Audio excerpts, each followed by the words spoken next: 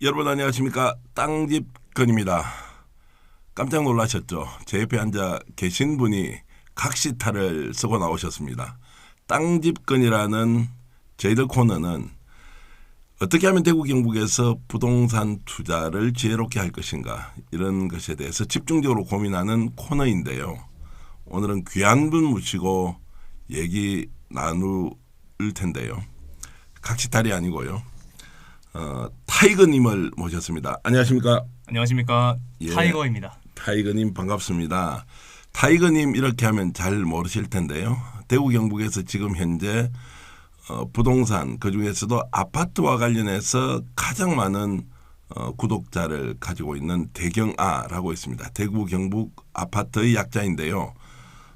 대경아라는 유튜브 채널을 직접 운영하고 계시는 타이거님을 모시고 과연 대구 경북의 부동산 시장이 어떻게 돌아가고 있는지 앞으로 정기적으로 여러분들과 함께 대화 나눠보는 시간을 갖겠습니다.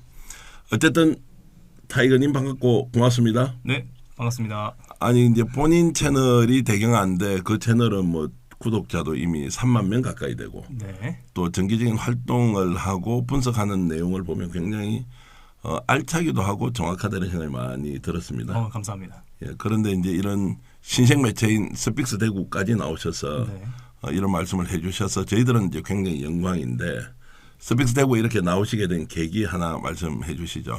우선 우리 전계환 정치평론가님과 식사하는 과정이 있었는데요. 네. 그때 우리 정치평론가님께서 저에게 말씀해 주셨던 내용들이 굉장히 자극이 많이 되었고 앞으로 어떻게 삶의 방향을 세우고 목표를 세워 나아갈까 고민하던 과정에서 예. 네, 이런 도전도 한번 해보면 예. 좋지 않을까 생각이 들어서 예. 적극적으로 출연을 하게 되었습니다. 그 저희들 이제 유튜브 채널을 보고 계시는 이제 스픽스 대구를 보고 계시는 분이 저한테 따끔한 지적을 한번 하셨어요.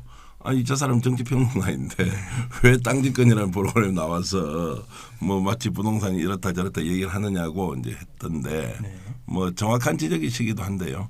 제 스스로 생각할 때는 저도 50대로서 또 재테크, 부동산 이런 부분은 우리 삶에서 뗄래야 뗄 수가 없지 않습니까? 이제 그런 부분에서 평소 관심을 갖고 있는 내용들을 여러분들과 함께 나누는 것은 방송을 하는 사람으로서 그렇게 결례가 되는 것은 아니다. 이런 생각을 하고 있기 때문에 제가 이제 땅집건을 진행하면서 배우기도 하고 또 제가 알고 있는 내용을 여러분들과 공유하기도 합니다. 어쨌든 오늘 이제 저희들이 이 자리에서 저와 같은 50대 이상의 장년층이 부동산 투자를 가장 지혜롭게 하는 방법은 무엇인가에 대해서 얘기를 나눠보려고 합니다. 네. 제가 단언컨대 이 방송을 보시는 분들은 일단 채널 고정하셔도 좋습니다. 그리고 여러분들이 많은 정보를 갖고 있겠지만 혹시 저희들과 비슷한 생각이라면 그 생각에 대한 확신을 한번 더 하시고요. 저희들과 약간 다른 생각을 가지고 계신다면 오늘 이 방송을 통해서 우리 시청자 여러분들이 50대 이상의 지혜로운 부동산 투자에 대해서 다시 한번 더 생각할 수 있는 계기를 마련하면 좋겠습니다. 자, 먼저 들어가는 질문을 좀 하겠습니다. 약간 코믹하기도 하고 슬프기도 하고 좀 뭐 이제 이런 질문인데요. 65세 이상 부부에게 물었습니다. 65세를 초과한 부부에게 물었는데 혹시라도 두 분 중에서 배우자 한 분이 돌아가셨을 때 자녀들과 함께 살겠습니까? 라고 질문을 하니까 네. 의외의 대답이 나왔습니다. 어떻게 나왔습니까? 실제로 30% 정도만 실버타운 같은 요양시설로 가겠다 이야기를 하셨고 자녀와 같이 살지는 않겠다라는 것이 80%에 육박할 정도로 혼자 살기를 희망하는 분들이 압도적으로 많았습니다. 그 말씀은 10명 중에 2명은 자식들과 함께 살겠지만 만약 배우자가 세상을 떠나면 난 차라리 혼자 살겠다고 하는 분이 더 많다는 겁니다. 네, 맞습니다. 왜 그렇습니까? 아무래도 자녀에게 부담을 주는 것이 좀 싫어서가 아닐까 네. 생각이 많이 듭니다. 부담을 주기 싫다는 것은 이제 65세 정도 되면 보통 이제 자식들이 있으면 정상적으로 보면 출가를 했을 가능성이 있고 예. 그 상황에서 자식들에게 이제 부담을 주기 싫기 때문에 혼자 살겠다는 분이 이제 많다. 그러면 혼자 산다는 것이 뭐 뜻대로 잘 되지 않지 않습니까? 맞습니다. 어느 정도 자산을 보유를 해야 하고 또 그것이 본인의 노후 생활에 일정하게 소득으로 이어져야 하는데 자 그러면 우리나라에 지금 현재 50대, 60대 보통 은퇴를 하지 않습니까? 네. 그랬을 때 평균적으로 지금 본인의 자산 한 어느 정도 가지고 있습니까? 2020년 미래에셋 5060 은퇴 보고서를 보니까 총 자산은 대략 6억 6,078만 원 정도 보유를 하고 있는데요. 이 중에 72.1%가 4억 7,609만 원인데 부동산이었다고 합니다. 예. 그러면은 제가 생각했던 것보다는 그렇게 많지 않네요. 네. 왜냐하면 우리가 그 총자산이 한 6억 6천이라고 하면 사회생활을 한 30년 정도 하고 급여를 꼬박꼬박 모아서 뭐 자녀를 보통 2명 정도 둔다면 이렇게 교육을 다 시키고 하면 보통 아파트 한 채는 있고 네. 현금은 그래도 한 1억 정도는 가지고 있는 게 보통일 것 같은데 생각보다 6억 6천이면 그렇게 많지는 않은 것 같습니다. 네. 대도시 지역은 보통 아파트 8, 4제곱미터 같으면 최소 5억은 좀 넘는다고 봐야 되지 않겠습니까? 네, 맞습니다. 그런데 어쨌든 6억 6천이다. 서울과 지방은 차이가 좀 있겠지만 네. 그런데 특이한 것은 어쨌든 부동산 비율이 이렇게 높다는 것은 현금은 적게 가지고 있고 자가 보유의 집이 많다 이렇게 볼 수 있습니까? 네, 맞습니다. 예. 현금보다는 부동산을 먼저 가지게 되고 그것으로 계속해서 자산을 일구어 나아가는 것이 대한민국의 자산 트렌드가 아닌가 생각합니다. 자 그러면은 5060은 이제 그 은퇴자의 경우에는 이런 부동산을 이제 좀 많이 이렇게 이제 비율로 보면 결국 한 80% 가까이가 부동산으로 갖고 있는데 생각보다 현재 집에 계속 거주하겠다 이런 사람이 또 많지 않았다고 하더라고요. 네, 43.5%가 현재 집에 거주하겠다를 희망했습니다. 예. 그리고 20.6%는 노후 자금을 마련하기 위해서 외곽지로 이사하는 것도 선택을 합니다. 그러니까 이제 집에 거주하겠다는 사람은 10명 중에 4명이고 10명 중에 6명 가까운 분들은 결국 집에서 다른 데로 옮기면서 노후 자금을 마련해서 뭔가 이제 노후생활의 준비를 제대로 하겠다 이런 것이고요. 네. 또 주택연금 가입 희망을 한 사람도 생각보다 많았습니다. 네, 대략 절반 정도가 주택연금 가입을 희망했습니다. 예. 구체적인 비율로는 54.8%입니다. 자 그러면 우리가 평균적으로 6억 6천만 원 정도의 자산을 가지고 있다면 은퇴를 했기 때문에 뭔가 이제 새로운 투자처에서 투자를 하고 또 거기에 따르는 일정한 수익을 정기적으로 받기를 원할 거 아닙니까? 네, 맞습니다. 대체로 투자를 원하는 이제 대상들은 어떤 게 있습니까? 대부분 현금 흐름을 창출하는 것을 원하시기 때문에 예. 오피스텔이나 상가에 대한 매수 의향이 월등히 높다고 할 수 있겠습니다. 그 말씀은 이제 일반적으로 토지, 나대지나 임야와 같은 이제 장기 투자를 통해서 뭔가 이익을 실현하는 것에는 관심이 좀 덜하다. 네. 야, 제가 아는 분 중에서는 돈 5천만 원 가지고 시골에서 임야를 한 몇만 평 샀다 그러던데 잘못된 투자다 이렇게 볼 수도 있겠네요. 대부분 희망하시는 것과 자산의 방향은 또 다르게 흘러갈 수 있는 부분이 있죠.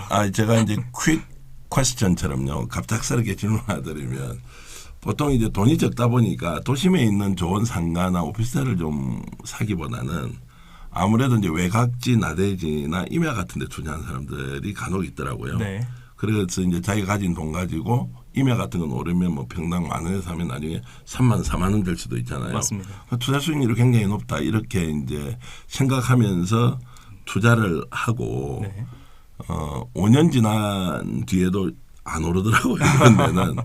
근데 보통 이런 이제 투자 심리는 임야, 나대지와 같은 좀 그 투자 수익률을 이제 크게 높이겠다 이렇게 하는 투자 심리는 좀 어떻게 봐야 됩니까? 사실 한 방을 노리는 투자 심리는 세대를 가리지 않고 나타나는 형태라고 생각이 되어지고요. 예. 사실 그렇게 사시는 분들 중에 정말 도로와 인접해 있는 땅을 사시는 분은 저는 못 본 것 같고 되게 맹지 이런 게 길이 난다라는 어떤 속임수들에 넘어가서 사시는 경우도 있던 것을 좀 확인을 했습니다. 그러면 이제 적게 투자하더라도 확실하게 현금 창출을 할 수 있는 수단에 투자를 하는 것이 맞지. 뭐 그냥 보면 장기적으로 좋다 이렇게 해서 이제 그 나대지나 또는 임야 같은 데 투자하는 것은 특별히 더 조심해야 한다 이렇게 좀 이해를 하겠습니다. 네. 자, 단도직입적으로 좀 질문을 하죠. 그러면 50대에게 부동산 투자란 과연 무엇입니까? 50대에게 부동산 투자란 예. 관문과도 같은 것이다 생각합니다. 관문. 예. 사실 인생에서 직업을 가지고 계속해서 일을 해오다가 예. 자녀를 다 대학교 보내고 취직시키고 결혼시킨 이후에 맞닥뜨리게 되는 게 50대라는 나이라고 생각을 합니다. 예. 그래서 이 나이에서 어떻게 선택하느냐가 굉장히 이후의 반 100년을 유인하는 굉장히 중요한 시기가 아닌가 생각이 듭니다. 그러면은 부동산만 있는 게 아니고 뭐 주식도 있고 채권도 있고 뭐 정기예금도 있고 현금 보통 가지고 있는 게 뭐 적게는 수천만 원, 많게는 이제 수억 원씩 가지고 있다고 보면 네. 그래도 우리 그 타이거님은 부동산 쪽을 권유를 좀 해주고 싶은 마음이 좀 많습니까? 네, 아무래도 저는 부동산을 추천하고 싶습니다. 네, 뭐 어떤 이유신가요? 사실 현금 흐름을 창출하는 것은 일정 부분 차액에 대한 희망을 놓는 것과 같다라고 생각을 합니다. 네, 예를 들면 1억 원을 투자했을 때 200만 원의 현금이 나오는 구조라고 한다면 2%의 수익률 정도를 보여주는 건데 예. 월로 환산하면 18만 원 언저리밖에 되지 않습니다. 예. 1억 원을 투자했을 때 차액으로 10%를 내는, 그러니까 1,000만 원의 수익을 내는 것과 월 18만 원을 얻기 위한 현금 흐름을 바꾸는 거는 저는 좀 기회비용적으로는 아깝지 않나 생각이 듭니다. 아 그래요? 그 대신에 좀 안정적이지 않습니까? 예를 들어 1억을 넣어놓고 연 뭐 200만 원 정도 나오면 물론 뭐 세금 뭐 17% 공제했다고 치고 이자 소득세 한 200만 원 정도 나왔다 치면 한 18만 원인데 마음은 편하잖아요. 네, 아무래도 안정을 지향하기 위해서 예. 그렇게 선택하는 분들이 많다라고 알고 있고 예. 그렇지만 그게 또 하나의 독이 아닐까. 네, 대다수가 그렇게 한다면 어쩌면 그 속에 함정이 숨어 있는 것은 아닐까 역으로 생각해봐야 한다고 말씀드리고 싶습니다. 지금 현재 부동산 시장은 이제 지난 한 10년 이래로 가장 많이 떨어질 수 있다. 그래서 한쪽에서는 더 많이 떨어질 것이다. 또는 지금 이 부동산 투자의 적기다 이러면서 갑론을박을 하고 있는 중인데요. 그럼에도 불구하고 우리가 한 20년 정도를 길게 내다보면 왜 부동산은 우상향하는 이런 성질을 가지고 있습니까?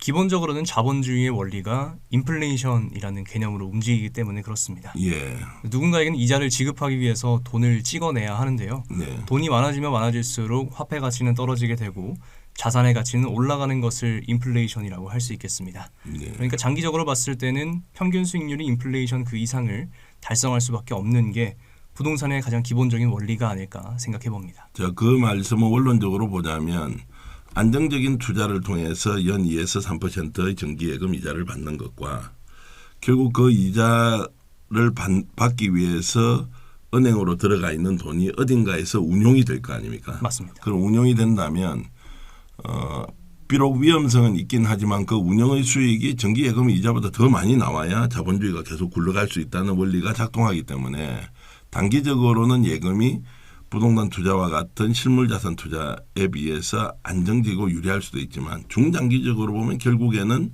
정기예금보다는 훨씬 더 많은 상승률을 기록할 수밖에 없는 자본주의 구조 안에 있다 이렇게 이제 볼 수 있다는 거죠. 네, 맞습니다. 그러면 이제 이 말씀 들으면 뭐 당연히 우리가 현금 있고 하면 부동산 투자가 제일 좋으니까 막 투자하자. 네. 뭐 또 이렇게 할 수도 없는 거 아닙니까? 맞습니다. 사실은 자산별로 투자를 해야 되는 부동산의 종목들이 있다라고 생각을 합니다. 네. 무턱대고 아무거나 사서 다수익이 날 것 같으면은 세상이 너무 쉽지 않을까요? 오늘 대경아 그 우리 유튜브 채널을 운영을 하고 계신 타이거님 모시고 있는데요. 본인이 좀 말씀을 좀 많이 해주시고 네. 제가 계속 이야기를 걸고 가고 있는 것 같아서 네. 좀 더 이제 이야기를 다이나믹하게 이제 하기 위해서 네. 이렇게 이제 좀 이야기를 좀 구체적으로 들어가 보겠습니다. 지금 이제 우리나라의 지난 20년 동안 40, 50대가 지금 현재 한 660만 가구쯤 되는 것 같습니다. 네, 그렇습니다. 지난 20년 동안 한 260만 가구가 늘었는데 또 향후 20년 동안에는 오히려 40, 50대는 줄어들고 네. 60대 이상이 실제로 한 130만 가구 이상. 현재 지금 지난 20년 동안 60대 이상은 400만 가구 정도 늘어났는데 향후 20년 동안 530만 가구 정도 늘어난다. 이 말은 초고령 사회로 진입하면서 노년층이 굉장히 많이 이제 늘어난다. 이제 이렇게 본다면 네. 인구가 전반적으로 줄어들고 있는 상황임에도 불구하고 5, 60대가 여전히 부동산에 관심을 가지고 투자를 하는 것은 유효하다 이렇게 볼 수 있습니까? 네, 그렇습니다. 인구의 피라미드가 사실은 역형태로 이루어지고 있는 상황이고 또 며칠 전에 출산율 이야기가 있었는데 0.78명 현재 보여주고 있습니다. 어쨌든 50, 60 그 이후의 세대들이 자꾸 늘어나는 구조라고 한다면 이 세대가 하루빨리 동일한 세대에 있는 구성원들보다는 먼저 도심지의 인프라들을 선점할 수 있는 것을 선택하는 것이 옳지 않나 이렇게 생각해 봅니다. 그러면 이제 노인 인구가 계속 늘어나기 때문에 노인층으로 점점점 나이를 먹어가고 있는 50대에게도 부동산 투자는 여전히 매력적이고 네. 이것은 오히려 세대가 아래로 내려갈수록 인구가 줄어든다는 것과는 약간 다른 양상으로 이해를 할 필요가 있다. 이렇게 좀 제가 설명을 추가적으로 드려보겠습니다. 그러면 지금도 이제 부동산 같은 경우에는 단기 투자로 좀 빠질 것이냐, 중장기적인 관점으로 갈 것이냐 이런 것들에 대한 이견이 있을 수 있잖아요. 사람들마다. 네. 이런 부분은 지금 타이거님은 어떻게 보십니까? 개인적으로는 15년 만에 오는 절호의 기회가 아닌가 이렇게 생각을 하고 있고요. 2008년 서브프라임 모기지론 이후에 현재 2022년을 하락기는 가히 뭐 폭락에 가까운 수준이었다고 생각합니다. 이런 기회는 단기적인 급락으로 이루어졌었기 때문에 아무래도 급락 이후에는 또 일정 부분의 반등이라든지 시세가 안정되는 시기가 있지 않을까 이렇게 생각하고 있습니다. 자, 지금 2023년 3월 초에 저희들이 지금 방송을 하고 있지 않습니까? 네. 그러면 타이거님이 보시기에는 지금 현재가 15년 만에 부동산 투자의 기회가 왔다 이렇게 보시는 겁니까? 네, 맞습니다. 그러면 이제 또 전문가들은 나와서 지금 현재 부동산이 하락하고 있는 이 국면은 최저 상황이 아니라 앞으로 좀 더 가격이 빠질 것이다. 아직은 좀 더 기다리고 있어야 한다. 어떤 신호가 왔을 때 투자해야지. 지금 떨어졌다고 뛰어드는 것은 오히려 좀 지혜로운 투자가 아니다. 이런 의견이 있던데 네. 어떻게 보십니까? 사실 뭐 거시적인 저점을 맞추는 것은 굉장히 어려운 일이라고 생각을 합니다. 네. 저 역시도 그냥 일반 유튜버이기 때문에 어떤 거시적인 저점이 정확하게 몇 날 며칠에 와서 어떻게 반등할 것이다라는 것을 예견하는 것은 굉장히 어렵다라고 생각합니다. 다만 이런 게 있습니다. 2023년이 대수적인 시기에서 저점의 역할을 한다면 사실 여러분들이 이사를 해야 되는 시점은 2023년 오늘이 아니고 2023년 7월 전세 만기라든지 내가 집을 이동을 해야 되는 어떤 필연적인 사유가 발생할 때 일어나는 거겠죠. 그렇기 때문에 대세적인 저점 구간에 있다라고 하는 것이 여러분의 시간과 맞아 들어갔을 때 촉발된다면 충분히 좋은 시기를 가져가는 것이 아니겠는가 생각합니다. 근데 이 시기를 보자면 이제 저점으로 가고 있고 어느 시점이 최저점일지는 알 수 없으나 네. 지금은 일단 저점에 진입을 했기 때문에 어느 시점에 투자를 하더라도 상승 국면으로 돌았으면 이 저점은 확실히 뛰어넘는 정도의 이제 수익률을 가져올 수 있기 때문에 최저점이 언젠지를 기다리면서 예의주시할 필요가 있긴 하지만 그것은 정말 맞추기 어려우니 네. 적정한 대세 하락기에는 투자를 하는 것은 괜찮다 이렇게 좀 이해를 하겠습니다. 네, 맞습니다. 그러면 이제 크게 두 가지로 좀 나눠서 질문을 드리자면 이미 뭐 영끌이라든지 아니면 좀 무리하게 본인이 그 도심지 주요 아파트 분양을 받아놓고 현재 1가구에 이제 그 소유주로서 살고 있는 사람들 같은 경우는 지금 본인 집도 잘 안 팔리고 또 이사 가야 할 집은 지금 프리미엄이 빠지고 또 심지어 마이너스 P까지 붙어 있는 경우가 있지 않습니까? 네, 맞습니다. 이런 경우에는 좀 어떻게 투자를 해야 되는지 지금 이제 관점을 유지해야 되는지 좀 말씀을 좀 해주시겠습니까? 네, 우선 굉장히 갈아타기 수요들이 많다는 것을 저도 체감을 하고 있습니다. 특히나 이제 분양 받았던 단지들 이사를 가야 하는 집이 마이너스 P가 되면서 작은 계획이 틀어지는 분들이 왕왕 발생을 하는 것 같아요. 그래서 그분들이 좀 공포에 질려서 저에게 문의를 하시곤 하시는데 늘 제 대답은 한결같습니다. 마이너스 P 감당할 수 있으면 팔고서라도 상급지로 이동하는 거 괜찮다. 충분히 그렇게 할 수 있는 기회다. 잠깐만요. 그 마이너스 P로 매각을 하더라도 네. 그럼 손해를 보고 네, 그 돈을 가지고 다시 더 좋은 지역으로 옮겨서 마이너스 돼 있는 아파트를 사라. 네, 맞습니다. 그러면 이제 그 말씀은 결국 입지나 이런 것들을 보고 과거에 우리가 청약 경쟁률이 50대 1, 100대 1일 때는 아예 내한테 기회가 안 왔기 때문에 그 집을 못 샀기 때문에 외곽지의 신규 아파트를 샀다면 네. 외곽지 신규 아파트를 지금 손해를 보더라도 팔고 네, 도심지의 주요 아파트에 피가 다 빠져 있는 단지로 옮기는 것은 재테크의 기술상 굉장히 중요하다 이 말씀으로 이해를 하면 되겠습니까? 네, 맞습니다. 예. 자 그런 경우가 있고 그러면 일단 마이너스 P를 안고 팔고 재투자를 해야 된다 이제 이런 말씀으로 이해를 하고요. 네, 바구니를 비우는 것은 불가능하고요. 예. 무조건 바구니 안에 무언가를 담겨 있어야 한다. 네, 그 생각입니다. 겁먹고 무조건 파는 것은 안 되는 것이고 네. 최초에 그 집을 샀을 때 목적이 있듯이 마이너스가 생겼으면 팔고 다른 마이너스에 좀 더 좋은 위치로 옮기는 것은 이렇든 저렇든 물건 하나는 가지고 있어야 한다 이런 것 네, 맞습니다. 그렇게 이해하면 되겠습니까? 다만 이제 그 자산의 손해를 감당할 수 없는 분들이 분명히 존재하실 거거든요. 예. 그러면 대출을 받아서라도 일단 등기를 하면서 그 집에 이사를 못하게 되는 경우가 발생한 거니까 그 집에 세를 놓고 시간을 버는 전략을 취하는 것도 하나의 대안이 되지 않을까 생각합니다. 예, 그러면 적절하게 마이너스 P를 보더라도 팔고 이동하는 방법. 그러나 그 전제는 내가 일정한 소득을 가지고 견딜 수 있어야 한다. 네. 실제로 이제 그 신규 아파트 입주할 경우에 전세 같은 것도 구하기가 좀 어려울 수도 있지 않습니까? 전세 입자를. 네. 그 경우에도 좀 참고 견딜 수 있는 담보대출이 일단 나올 거니까 네. 이자를 좀 감당하더라도 그 집을 보유하는 것이 일단 맞다. 네. 이렇게 이해를 하고요. 그런데 이제 실제 투자자의 관점에서 보면 그렇게 견디기가 상당히 어렵지 않습니까? 사실 저 역시도 많이 무거운 상황입니다. 예, 예. 금리도 오르는 상황이고 네. 올라 있는 금리가 지금은 비록 좀 조정을 받고 있긴 하지만 여전히 2년 전 2020년 3월 이런 시기에 비하면 월등히 높은 것은 사실이기 때문에 그래도 시간을 벌면 충분히 그게 올라갈 거라는 믿음이 있기 때문에 그 믿음을 가지고 앞으로 가야 하지 않나 이렇게 생각합니다. 제가 오늘 그 점심 때 잠깐 만났던 분이 그 이런 질문을 하시더라고요. 보니 동구 신천동에 더샵이라고 있지 않습니까? 네, 있습니다. 지금 MBC 내거리에서 동구정장 가는 길 왼쪽에 더샵이 네. 있고 P가 많이 붙을 때는 5천에서 1억까지 붙었는데 지금 현재 마이너스 P는 아닌데 네. 본인이 그 당시에 이제 청약을 해서 당첨을 했다는 거예요. 그 이 시점에서 이것을 파는 것이 맞느냐 안 파는 것이 맞느냐 네. 라고 이제 하던데 그래서 제가 질문을 이렇게 했죠. 본인이 그 집을 샀을 때 목적이 현재 있는 집을 팔고 이사 가는 목적이었습니까? 아니면 단순 투자였습니까? 라고 질문하니까 이사도 아니고 단순 투자도 아니었다. 남들이 다 청약하니까 나도 프리미엄 노리고 투자했는데 네. 정 안 되면 이사라도 갈까 말까 고민 중이다. 그래서 어떻게 하면 좋겠냐고 질문하던데 네. 타이거님이 답변 좀 해주시죠. 우선 그 입지와 가격을 비교하는 눈부터 길러야 하지 않을까 예. 냉정하게 좀 말씀을 드리고 싶고요. 비록 이제 목적이 없는 투자를 시장 분위기 휩쓸려서 하게 되었다라고 하더라도 그것을 버틸 수 없는 혹은 감당을 해야 되는 상황이라고 하신다면 이전에 있는 집을 매도하시고 새 집으로 가시는 게 장기적인 방향에서는 맞지 않을까 생각합니다.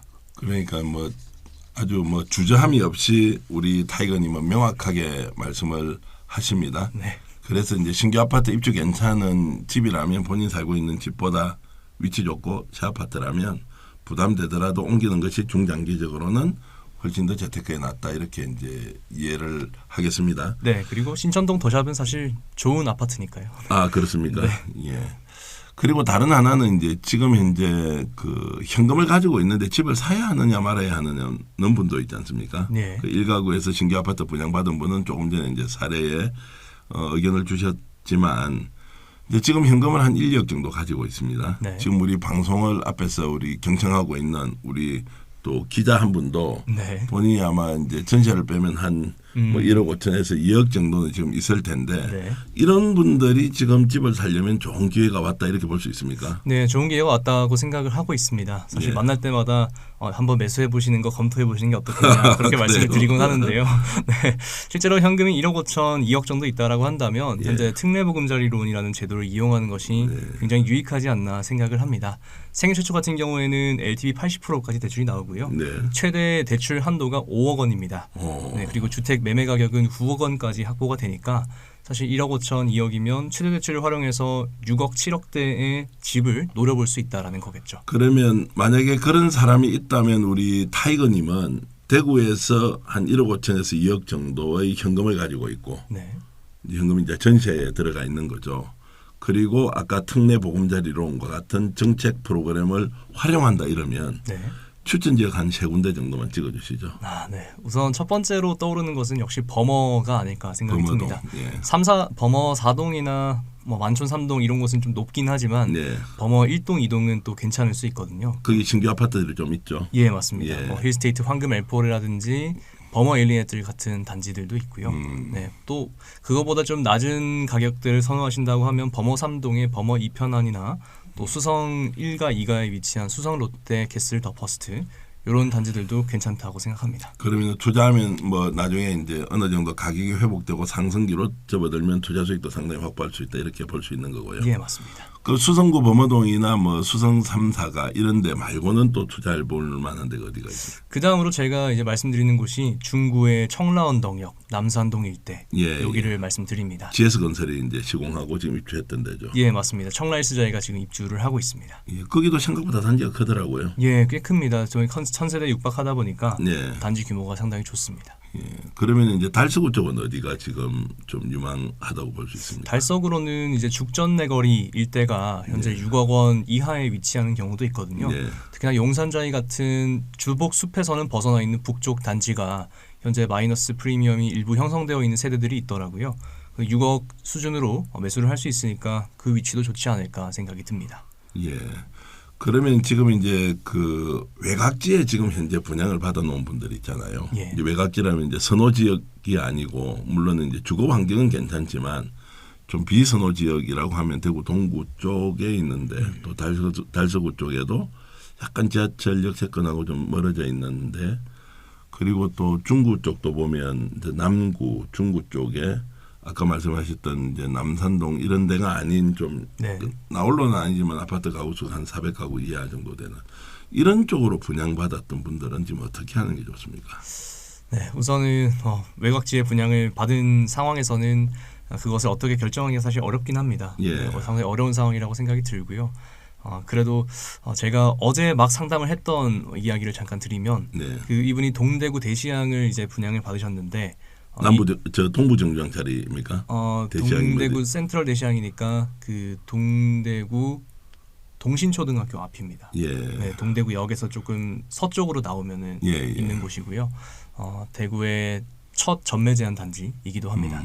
그곳에 분양받으셔서 이제 걱정을 하고 계시길래 역시나 똑같은 대답을 드렸습니다. 자금이 감당이 되시면은 그걸 마피로 팔고서라도 안으로 들어오시는 게 좋을 것 같다. 이렇게 말씀을 드렸고 마찬가지로 이제 동구나 예를 들어 북구 그리고 남구 이렇게 위치해 있는 곳이 감당이 좀 안 되시는 경우에는 천상 입주를 할 수밖에 없지 않을까 그런 생각이긴 합니다. 그럼 입주를 하면 보통 한 몇 년 정도 있어야 이제 원금 회복 또는 플러스 알파 이렇게 될 것 같습니까? 지금 워낙 지금 공급 물량이 많아서 대구 부동산 시장이 장기 침체 국면에 접어든다 이제 이런 얘기를 하는데 네, 원금 회복이 분양가 수준으로의 회복이라고 한다면 저는 개인적으로 3년이 안 걸릴 것으로 생각을 하고 있고요. 네. 2023년, 2024년이 역대 최고의 물량이라고 하지만 네. 그 말을 바꾸어서 이야기하면 2026년 이후로는 분양 물량이 없어진다라는 이야기와 같습니다. 실제로 지금도 분양이 멈추고 있는 상황이니까 향후에 입주하는 단지들은 점점 적어지지 않을까 생각이 들고 결국 공급 물량이 줄어든다라고 하는 것은 이후에 가격 상승의 속도를 빠르게 할 수 있는 것이기 때문에